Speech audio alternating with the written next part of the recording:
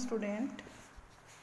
11th class BST में हमारा chapter चल रहा था निजी सार्वजनिक एवं भूमंडलीय उपक्रम के बारे में। हमने अपने लास्ट लेक्चर्स में डिस्कस किया कि सार्वजनिक क्षेत्र के क्या क्या स्वरूप हो सकते हैं। इसमें मैंने आपको बताया कि विभागीय उपक्रम, वैधानिक निगम और साथ ही साथ में मैंने सार्वजनिक क्षेत्र की तीसरा स्वरूप जो था सरकारी कंपनियों के बारे में आपको बताया। साथ ही में उनकी विशेषताएं और उनके लाभ हानि के बारे में डिस्कस किया। आज हम सार्वजनिक क्षेत्र की बदलती हुई भूमिका, जो हमारे सार्वजनिक क्षेत्र की कंपनियां स्थापित की, उनकी भूमिका में क्या परिवर्तन आया और क्यों आया, इसके संबंध में हम डिस्कशन करने जा रहे हैं। जैसा कि आप सभी जानते हैं कि भारत पर 200 वर्ष ब्रिटिश शासन रहा और ब्रिटिश शासन से जब हमें स्वतंत्रता प्राप्ति हुई तो हमारे देश की स्थिति बड़ी ही जर्जर अवस्था थी। स्वतंत्रता प्राप्ति के समय सार्वजनिक क्षेत्र जो थे वह उद्यम और व्यवसाय में स्पष्ट रूप से भाग लेकर एक उत्प्रेरक के रूप में देश की अर्थव्यवस्था के कुछ उद्देश्यों को प्राप्त करने में महत्वपूर्ण भूमिका निभाएंगे, ये सोचकर सार्वजनिक क्षेत्र में उद्योग धंधों की स्थापना की गई।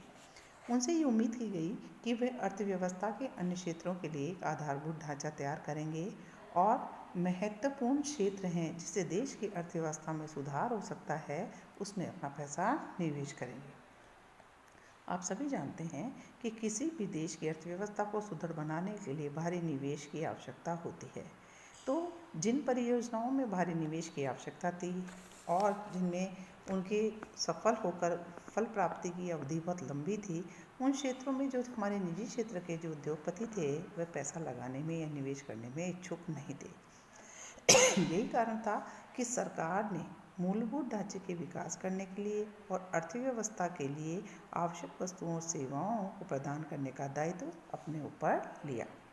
भारतीय अर्थव्यवस्था जो कि आज भी परिवर्तन के दौर से गुजर रही है, जब विकास के प्रारंभ की बात करें तो हमारे देश के विकास के लिए सरकार ने पंचवर्षीय योजनाएं शुरू करी। पंचवर्षीय योजनाओं में सबसे महत्वपूर्ण बात थी कि औद्योगिक कृषि क्षेत्रों को लिया गया, अर्थात देश के अंदर पंचवर्षीय योजनाओं में सार्वजनिक क्षेत्र को बहुत अधिक महत्व दिया गया। और 90 के दशक के अंदर बात करें तो देश के अंदर औद्योगिकरण की, आर्थिक नीतियों की एक नई आर्थिक औद्योगिक नीति भी घोषित की गई। उस आर्थिक नीतियों में उदारीकरण, निजीकरण और वैश्वीकरण पर सर्वाधिक जोर दिया गया, जिसे हम बोलते हैं अंग्रेजी में लिबरलाइजेशन, प्राइवेटाइजेशन और ग्लोबलाइजेशन, यानी LP और G से हम इसको भी बोलते हैं। उस पर सर्वाधिक जोर दिया जो कि उस समय की क्या थी, मांग थी। सार्वजनिक क्षेत्र की जो भूमिकाएं थी, क्योंकि जैसा हमने सोचा था अर्थव्यवस्था के विकास के लिए, तो जो सार्वजनिक क्षेत्र ने कार्य किया उनकी भूमिका की पुनः व्याख्या करने की भी आवश्यकता महसूस हुई। अब इनकी भूमिका उदासीनता न होकर सक्रिय रूप से भाग लेने की तथा उसी उद्योग की निजी क्षेत्र की कंपनियों के साथ प्रतिस्पर्धा में रहने की भी निश्चित की गई थी।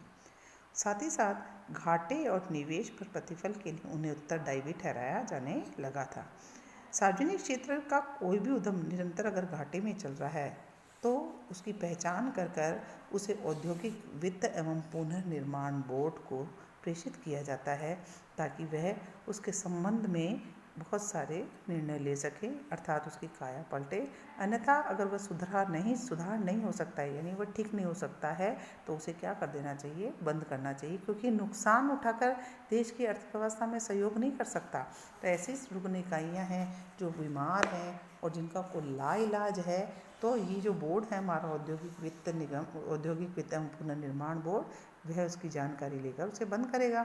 और सार्वजनिक क्षेत्र की जो अकुशल इकाइयाँ हैं उनके कार्यों की भी क्या की जाएंगी, जांच पड़ताल की जाएगी। उसके लिए कई कमेटियों का भी गठन किया गया और उनसे रिपोर्ट मांगी गई कि उनकी प्रबंधकीय कुशलता और लाभप्रदता में किस प्रकार से सुधार किया जा सकता है। आज हमारे सार्वजनिक क्षेत्र की जो भूमिका है बिल्कुल वैसी नहीं है जिसकी कल्पना 1960 और 70 के दशक में की गई।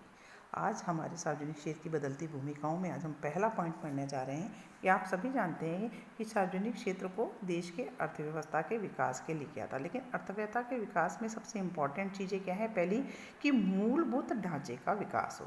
कहते हैं ना, किसी भी देश में मूलभूत ढांचे का विकास करना है, किसी भी देश के अंदर अगर औद्योगिकरण करना है, औद्योगिक विकास करना है, तो उसके लिए सबसे महत्वपूर्ण होता है कि उसका मूलभूत ढांचा विकसित हो।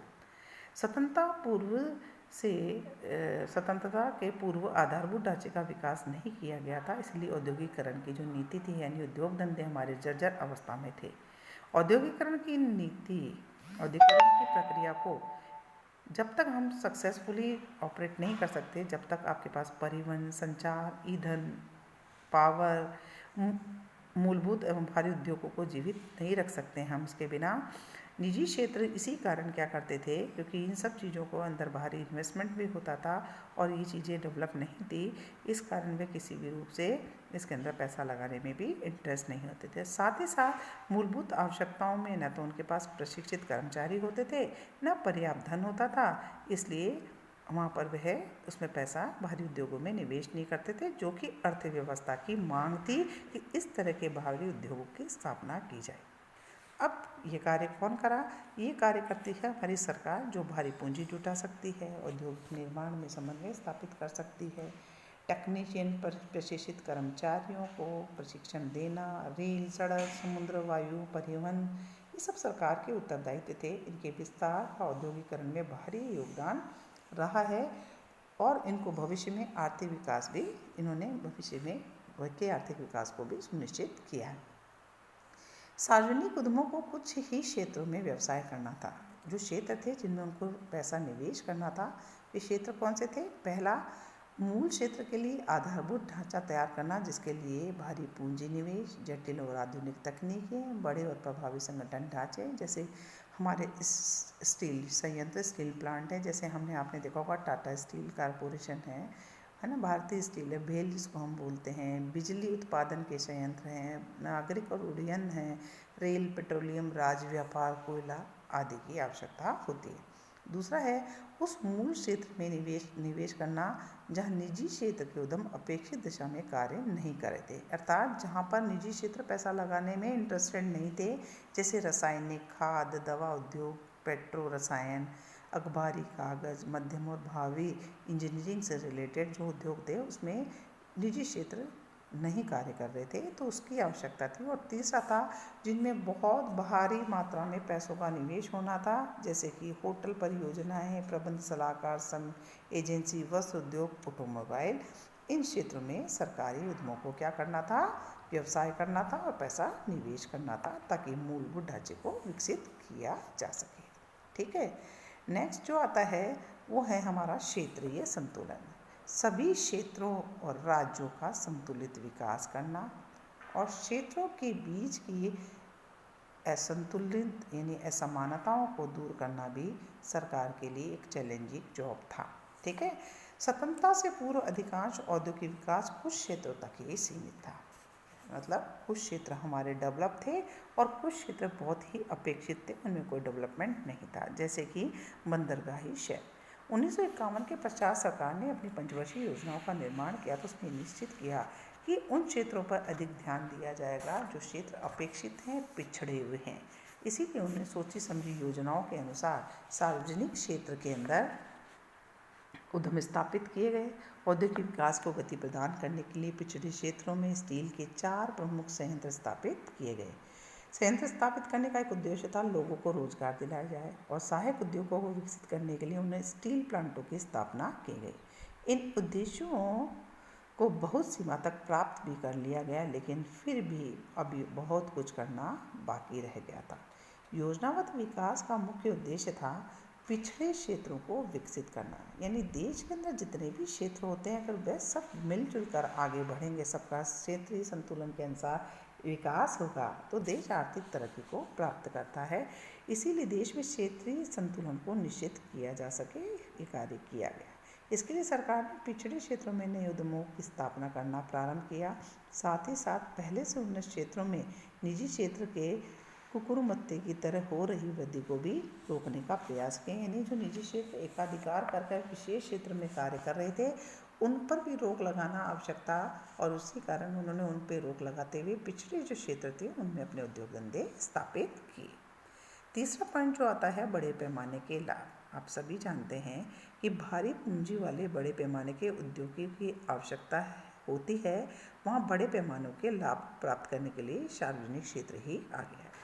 आप सभी जानते हैं कि बिजली संयंत्र हो, प्राकृतिक गैस हो, पेट्रोलियम हो, टेलीफोन जैसे उद्योग हैं, ये कुछ ऐसे उदाहरण हैं जिनमें सार्वजनिक क्षेत्र पर बड़े पैमाने की इकाइयाँ स्थापित इस दौर के अंदर की गई।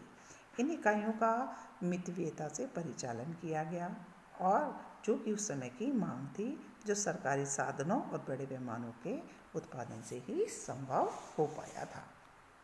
नेक्स्ट पॉइंट आता है हमारा आर्थिक शक्ति का केंद्रीकरण होने पर रोक। जब स्वतंत्रता प्राप्ति की बात करते हैं उस समय देश के अंदर कुछ ही ऐसे औद्योगिक घराने थे जिनके पास पैसा था, साहस था और वही भारी निवेश को करने में इच्छुक होते थे। यही कारण है कि जब वह लोग बड़े बड़े बाहरी उद्योगों में निवेश करते थे तो जो लाभ होता था वो कुछ निश्चित औद्योगिक घरानों के पास ही क्या हो जाता था, केंद्रीकृत हो जाता था। इससे क्या होता था, एकाधिकार को बढ़ावा मिलता था और यही कारण है कि धनवान और अधिक धनवान होते चले जाते थे और गरीब हो जाते थे, जो किसी भी देश के, किसी भी समाज के लिए कभी भी श्रेष्ठ कर्म नहीं हो सकता है। ये समाज के लिए अहितकारी होते थे। इसी चीज़ को ध्यान में रखते हुए सार्वजनिक क्षेत्र में बड़े बड़े उद्योग धंधों की स्थापना करी। उनमें भारी निवेश की आवश्यकता महसूस की गई, लेकिन जो लाभ होता था वह बड़ी संख्या में कर्मचारी और श्रमिकों में बांट दिया जाता था। इससे निजी क्षेत्र के लोगों के हाथों में धन और आर्थिक सत्ता का केंद्रीकरण रोकना संभव हो पा रहा था। फिर आता है आयात प्रतिस्थापना। दूसरी और तीसरी पंचवर्षीय योजना के दौर में भारत का लक्ष्य था कि कई क्षेत्रों में आत्मनिर्भर होना था। विदेशी मुद्रा प्राप्त करना एक सबसे बड़ी समस्या थी। साथ ही सुदृढ़ औद्योगिक आधार के लिए भारी मशीनों को आयात करना भी कठिन था।